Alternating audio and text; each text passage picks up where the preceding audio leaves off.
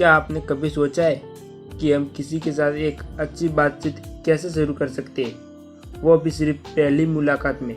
हम लोगों के साथ तालमेल कैसे बनाए, कैसे लोग आपसे पहली मुलाकात में इन्फ्लुएंस हो सके और आपके फैन बन सकते हैं। अगर ये सब आपके दिमाग में चलता रहता है तो आज की ये समरी आपके बहुत काम आने वाली है, क्योंकि आज हम चर्चा करने वाले हैं एक ऐसी किताब के बारे में जो आपको सभी सवालों के जवाब देगी।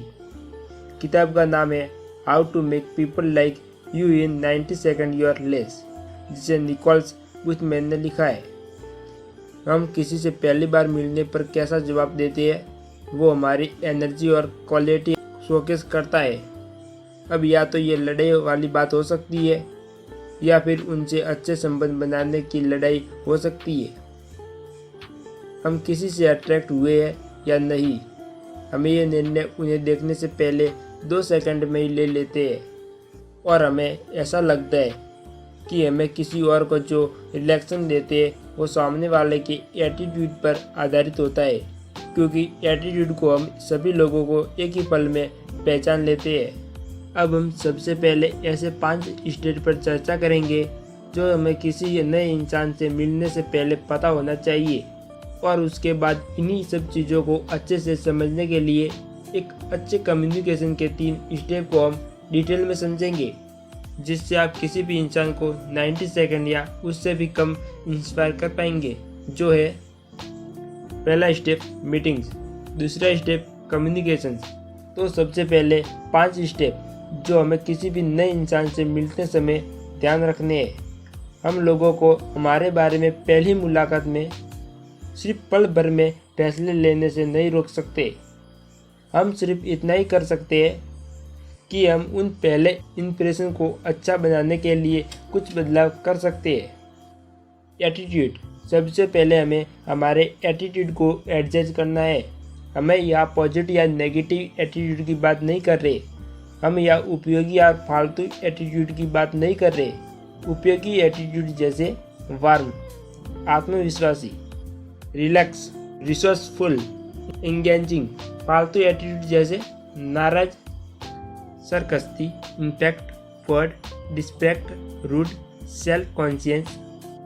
हमें अपने सभी यूजलेस एटीट्यूड को उपयोगी एटीट्यूड में बदलना होगा, क्योंकि अगर हमारा एटीट्यूड यूजलेस एटीट्यूड है तो लोग हम पर कभी भी भरोसा नहीं कर पाएंगे।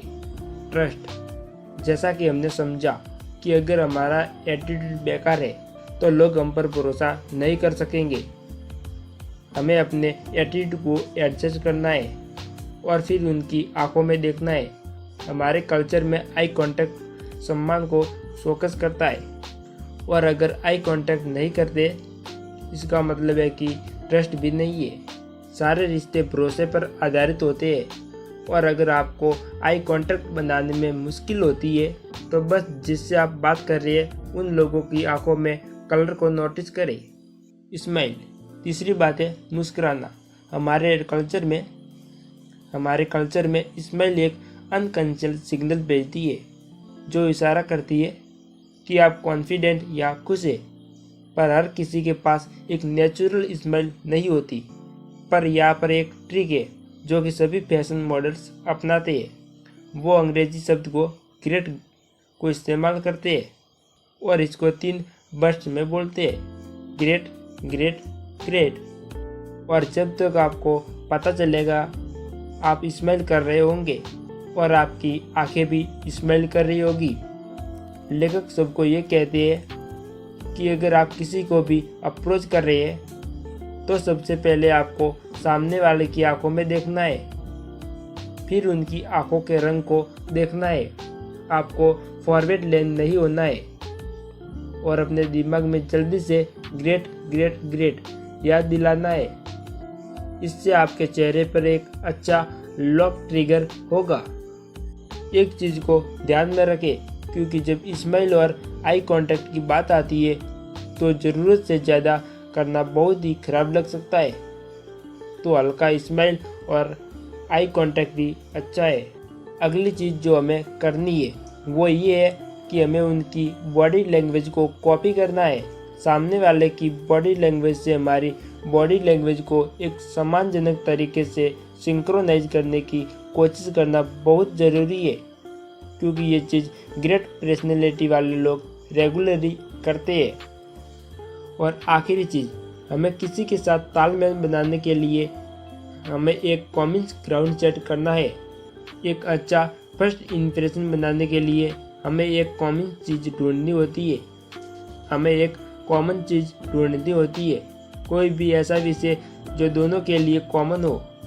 अब हमें कम्युनिकेशन के ऐसे 3 स्टेप को समझेंगे जिससे हम किसी भी इंसान को 90 सेकंड या उससे भी कम समय में इंस्पायर कर पाएंगे। पहला, मीटिंग्स। मीटिंग के बारे में सभी लोगों को सामान्य रूप से पता ही होता है, लेकिन इससे ज़्यादा जानना भी जरूरी है। मीटिंग्स फिक्स करना क्यों जरूरी है? आमतौर पर मीटिंग 2 या 2 से ज़्यादा लोगों के सभा होती है, जिसके जरिए लोग एक कॉमन गोल को हासिल करने के लिए अपने विचारों को आदान प्रदान करते हैं। और ये याद रखें कि मुलाकात सिर्फ आमने सामने ही नहीं होती, बल्कि वर्चुअल में भी होती है। लेकिन हमारे लिए मीटिंग्स फिक्स करना क्यों ज़रूरी है, इसके पीछे 4 कारण हैं। नंबर 1, मजबूत रिश्ते बनते हैं। जब आप लोगों से मिलते हैं या ज़्यादा चैलेंज होते हैं, आपका उन पर्सनल इंटरेक्शन होगा और हो सकता है कि आप अच्छे दोस्त भी बन जाए।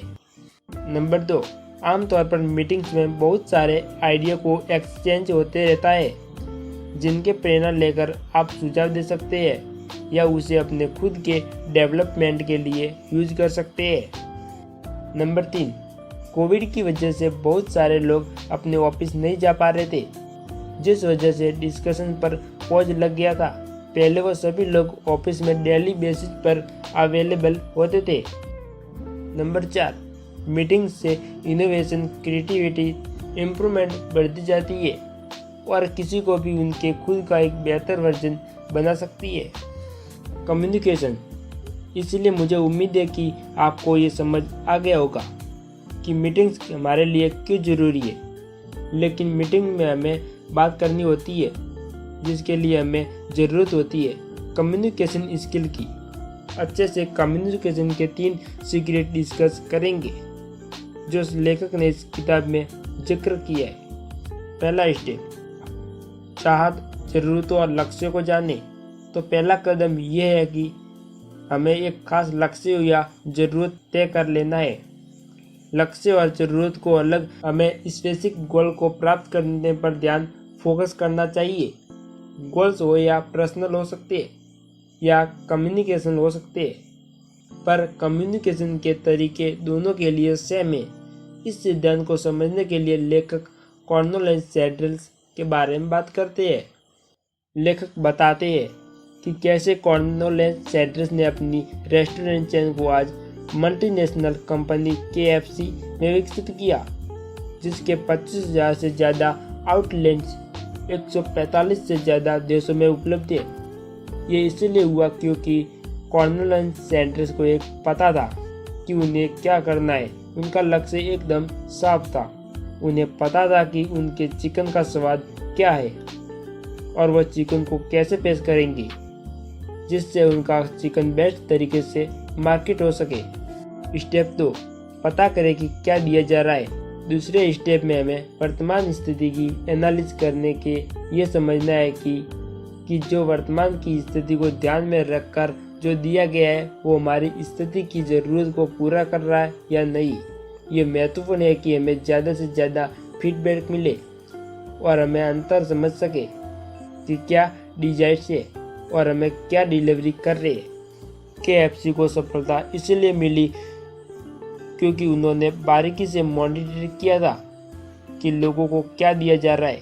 क्वालिटी को बेस्ट करने के लिए उन्होंने क्वालिटी को कंट्रोल किया, जो कि उनके कस्टमर को दी जा रही थी, और साथ साथ में रॉ मटेरियल की क्वालिटी भी उनके रेस्टोरेंट की सप्लाई की जा रही थी, जिसकी वजह से गलती की बहुत कम गुंजाइश रह गई थी। स्टेप 3, डिजायर्स रिजल्ट प्राप्त करने के लिए इम्प्रूवमेंट और बेहतर अभ्यास। स्लो ही सही, लेकिन हमें अपनी कम्युनिकेशन प्रैक्टिस को बदलते रहना है। फीडबैक के आधार पर हमें हमारी प्रैक्टिस सेट को बदलते रहना है। जब तक हमें हमारी डिजायर्ड रिजल्ट नहीं मिल पाते।